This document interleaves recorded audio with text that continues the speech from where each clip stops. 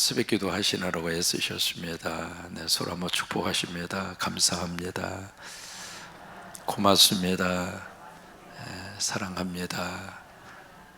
행복합니다. 3년 고개가 있었어요. 근데 거기서 이제 실수로 넘어지면 3년밖에 못 살아요. 이제 오랫동안 저는 내려오던 그런 스토리가 있는 고개인데, 어느 날 양반이 조심스럽게 이렇게 가다가 미끄러지는 바람에 넘어졌어요. 그래서 이제 넘어진 다음에 양반의 집에 와서 두문불출하고 그냥 완전히 누워버렸죠. 나 이제 간다. 3년 있으면 간다. 그래서 식음을 전폐하고 시름시름 그렇게 누워서 앓고 있다고 하는 소식을 그 집에서 일하는 머슴 하나가 그 말을 들었습니다.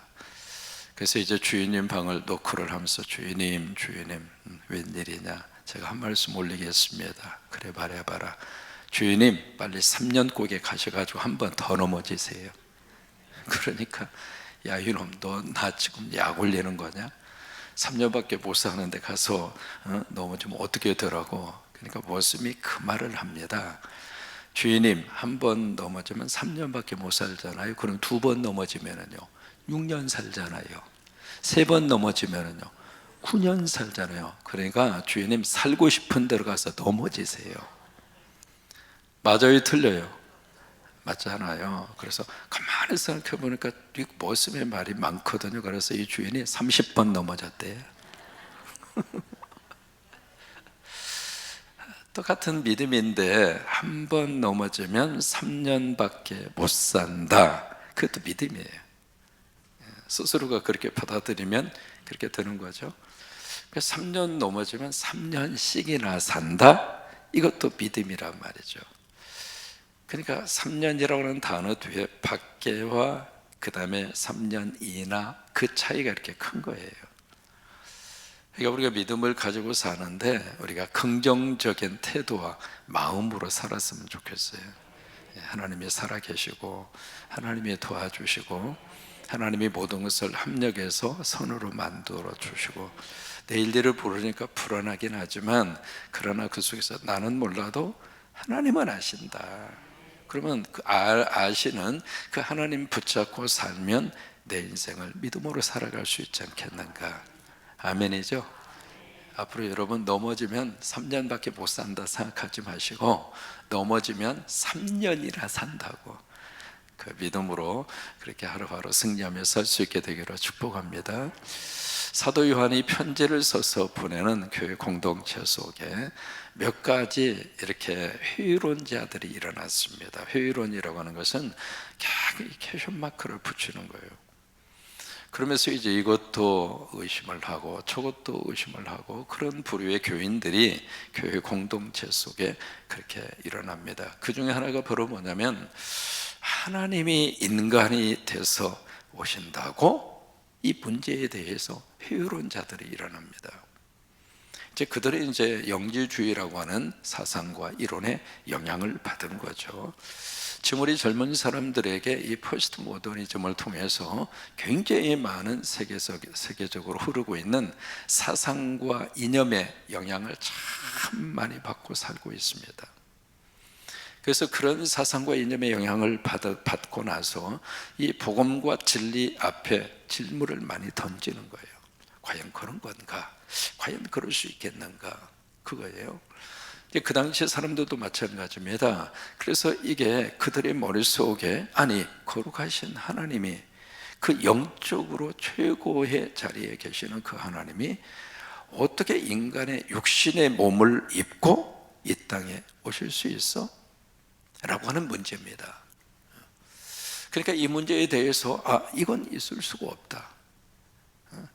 지금 당신들이 말하는 요한을 통해서 기타의 사도들과 교인들이 말하는 바로 예수가 메시아로 이 세상에 오신 하나님이라고 하는 이 사실은 있을 수가 없다. 저것은 가짜다. 저것은 음모다. 이제 그런 식으로 몰고 가는 거예요. 지금 우리가 살고 있는 세상에 가짜가 많아요? 없어요? 음모론이 지금 많이 퍼지고 있습니까? 퍼지지 않고 있습니까? 이게 참 음모론이라고 하는 게 사람을 참 묘하게 만듭니다. 이게 주장은 있는데 합리적인 근거 제시는 약합니다. 그만큼 주장할 것 같으면 그 주장에 맞는 합리적인 근거를 제시하면 될 거 아니겠습니까?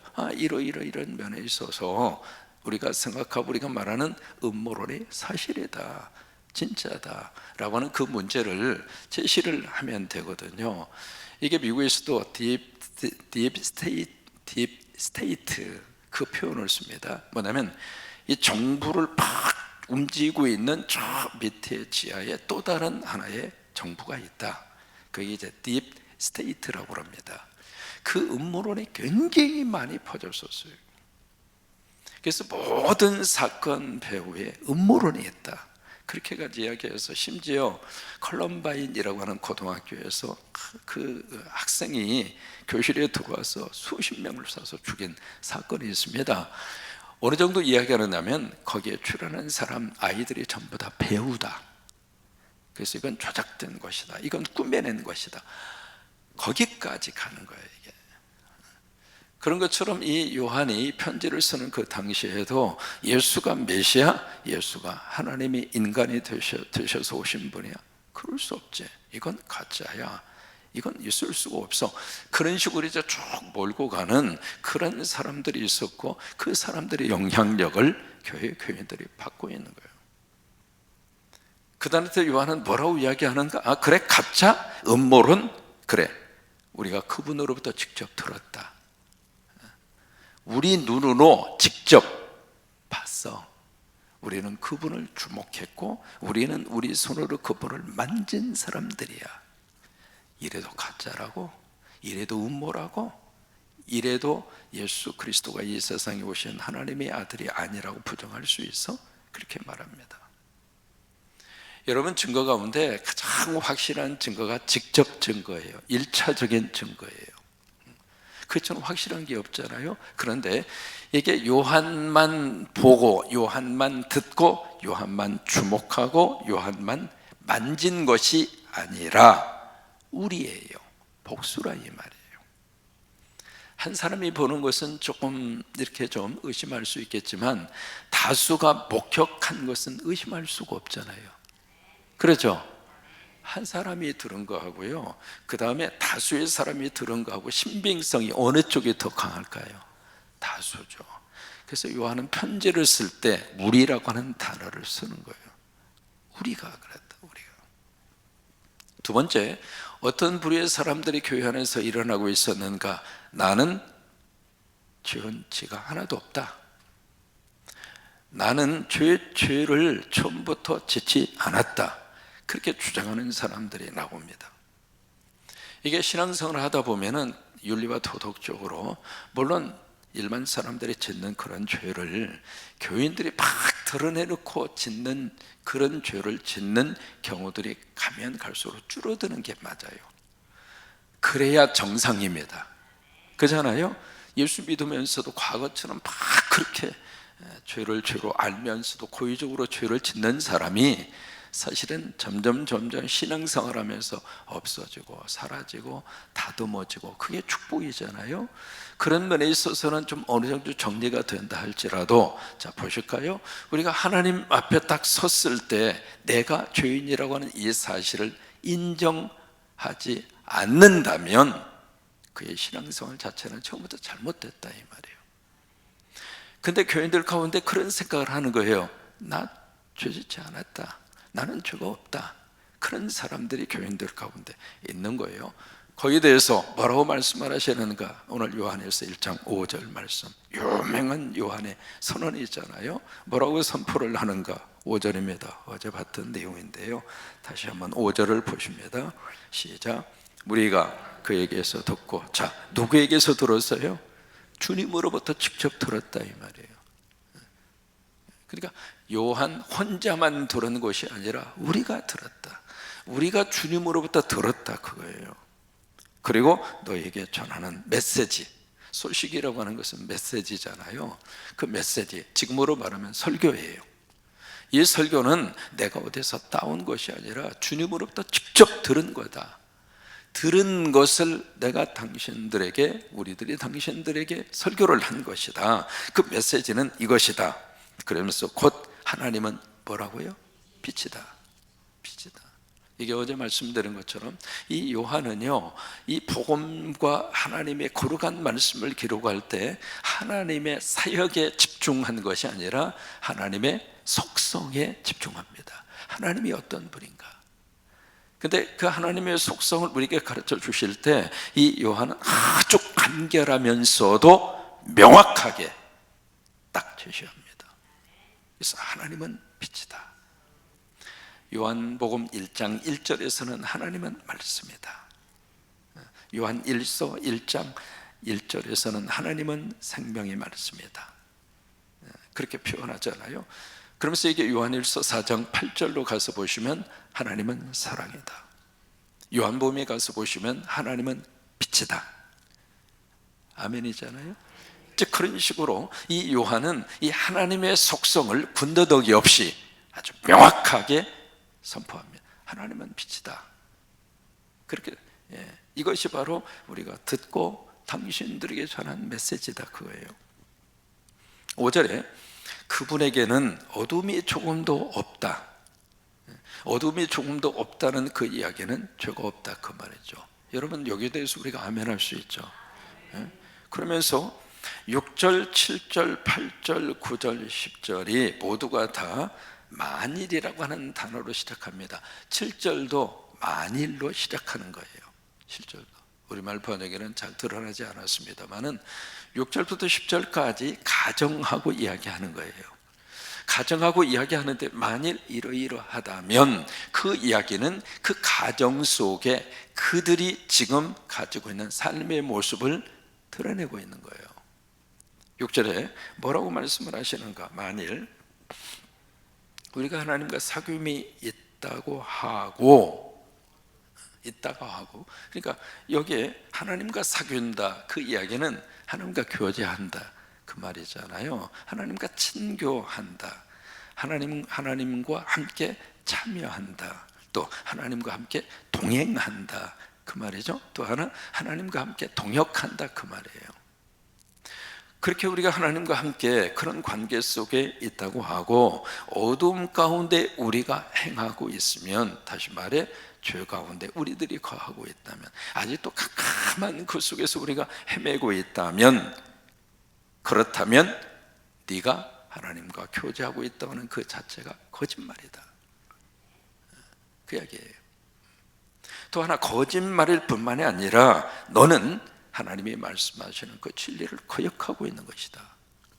이해가 되십니까? 굉장히 과격적으로 말씀을 하시고 있습니다.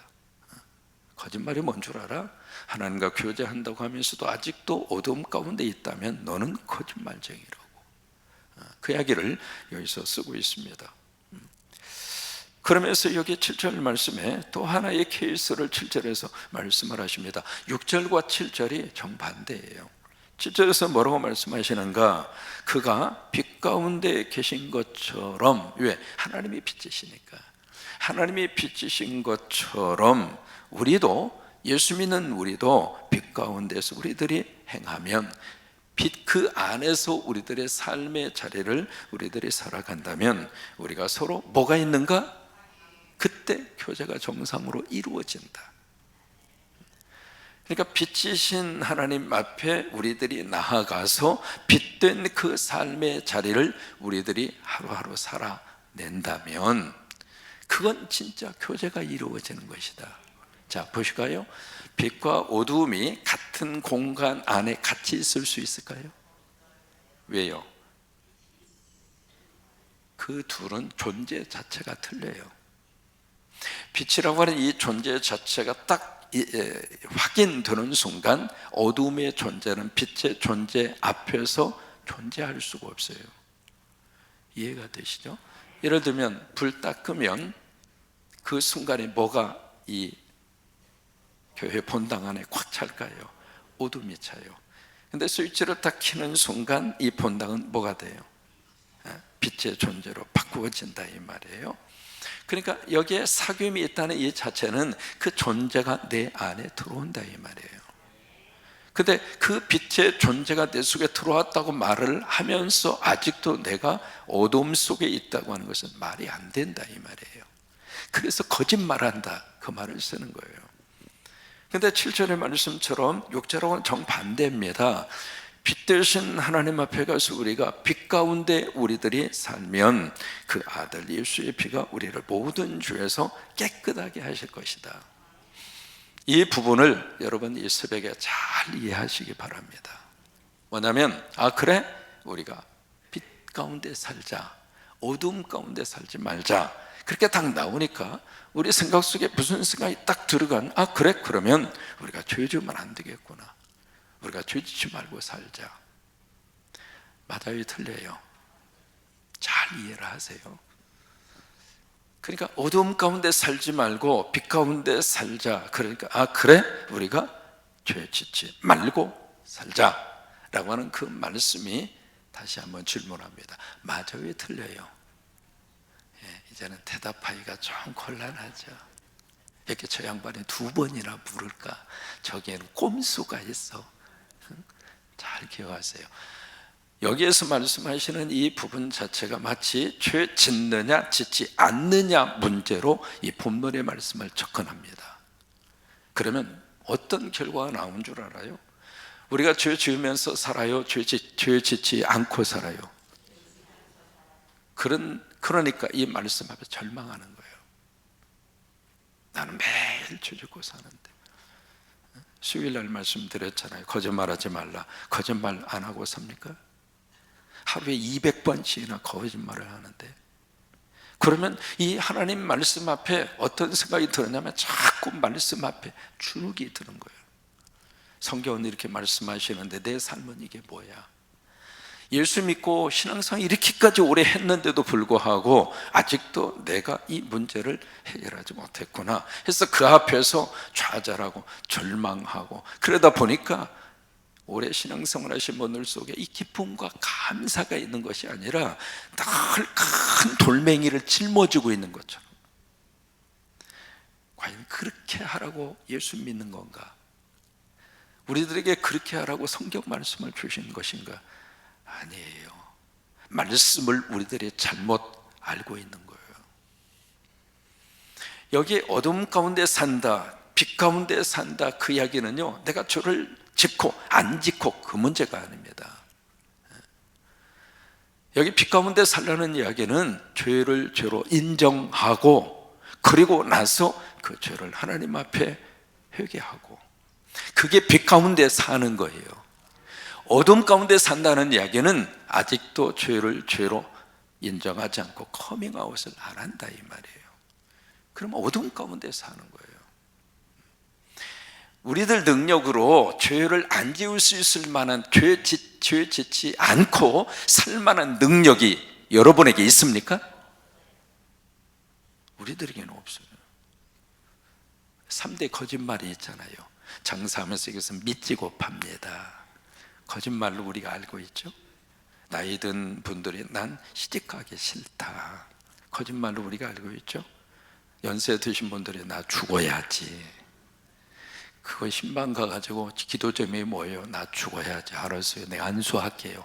당장 돌아가시라고 해서 안수하면 그분이 은혜 받아요? 그러니까 이게 우리들의 모습이에요. 그러니까 예수 믿고 내가 죄를 안 지어야지 해서 죄를 안 짓고 살 수 있는 존재가 아니에요. 그러면서도 생각으로 또 죄를 짓고 막 입만 열면 거짓말이 나오고 그러잖아요. 그러니까 거기에서 자유로운 삶을 사는 사람이 아무도 없어요. 그러니까 오늘 여기에서의 말씀은 죄 가운데 거한다는 이야기는 그때 죄를 지어서 빛이 들어왔습니다. 하나님의 말씀이 들어왔어요. 그래서 그 죄가 깨달아졌어요. 그 죄가 기억나고 죄가 깨달아지는 순간에 그 빛의 말씀이 내 속에 들어와서 주님 앞에, 주님, 내가 그때 그런 문제로 하나님 앞에 죄를 지었어요. 저를 용서해 주세요. 그게 빛 가운데로 나오는 거예요.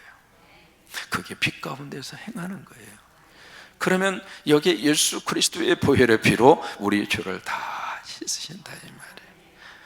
설령 그렇게 깨끗함을 받고 돌아서서 또 어둠 가운데 죄를 짓는 존재라 할지라도 다시 빛으로 와서 예배드리면서 깨닫게 되고 기억나는 죄가 있으면 주님 다시 한번 회개합니다. 그게 빛 가운데 나오는 거라 이 말이에요. 그러면서 우리들이 하루하루 사는 거예요. 그래서 그 믿음으로 살다가 우리가 천국 가는 거예요. 천국에 가면 천국은 어두움이 없어요. 빛밖에 없다 이 말이에요. 깨달아지시면 아멘.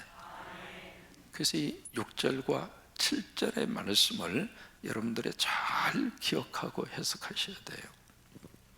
8절입니다.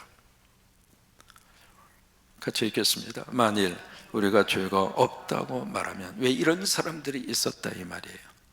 내가 무슨 죄를 지었냐고. 그러면서 꼭 하는 말이 있습니다. 내가 누구 살인을 해서 뭘 해서. 그러니까 거기다가 죄에 대한 기준을 삼는 거예요. 여러분 꼭 살인만 죄가 아니잖아요.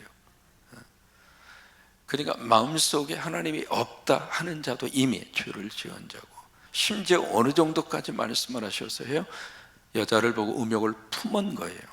간음한 것도 아닙니다. 음욕을 품었다는 그 자체가 이미 간음했다는 거예요. 그 정도까지 죄에 대한 범위가 확대 해석되고 있는데, 그 속에서 여기에 8절에 있는 말씀대로 우리가 죄가 없다고 그렇게 말하면 어떤 상태인가? 스스로가 네 자신을 속이고 있는 거다. 또 진리가 우리 속에 있지 아니할 것이다. 그러니까 하나님의 말씀과 이 빛이 우리 속에 들어오면, 하나님의 말씀의 거울 앞에 딱 서면 아, 내가 죄인이구나.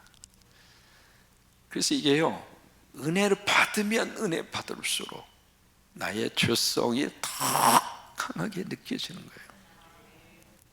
이게. 근데 이게 은혜도 대충대충 받은 사람은 자기가 죄인인 것조차도 모르고 살더라 이 말이에요. 그래서 이게 죄가 없다고 주장하는 그 사람들에게, 그렇다면 네 스스로가 네 자신을 속이고 있는 것이다 그거예요. 근데 9절로 가시면 이게 이제 한 절 한 절이 서로 극과 극으로 대조를 이루고 있는 거예요. 근데 9절로 가면 8절과 9절이 전혀 대조적입니다. 9절로 가면 같이 있습니다. 만일 우리가 우리 죄를 자백하면, 이 케이스는 내가 죄라고 하는 것을 인정하는 거예요. 내 스스로가 이 죄를 스스로가 인정하는 거예요. 자백하면 그는 미쁘시고 의로우사 우리 죄를 사하시며 우리는 모든 불의에서 깨끗하게 하실 것이다.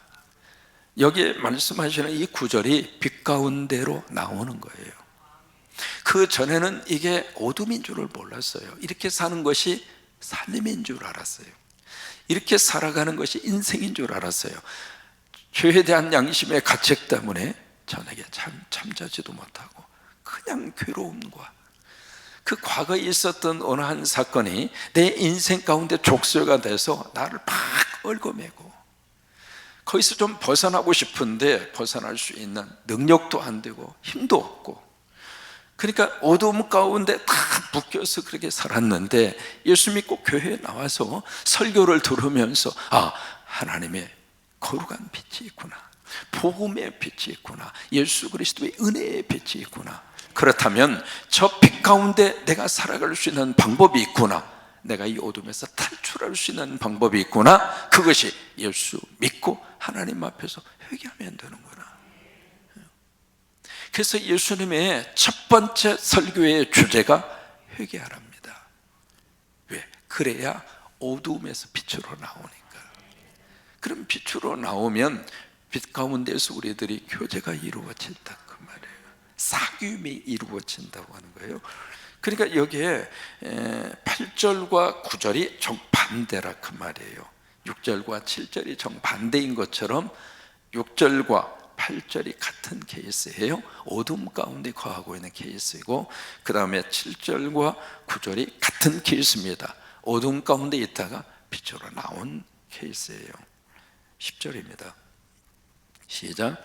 만일 우리가 범죄하지 아니하였다 하면 하나님을 거짓말하는 이로 만드는 것이니, 여기는 한층 더 나아갑니다. 우리가 범죄하지 아니하였다, 이 10절에 만일 우리가 범죄하지 아니하였다 하면, 그 다음에 8절에 만일 우리가 죄가 없다고 말하면, 가정이잖아요. 죄나 범죄나 같은 뜻이잖아요.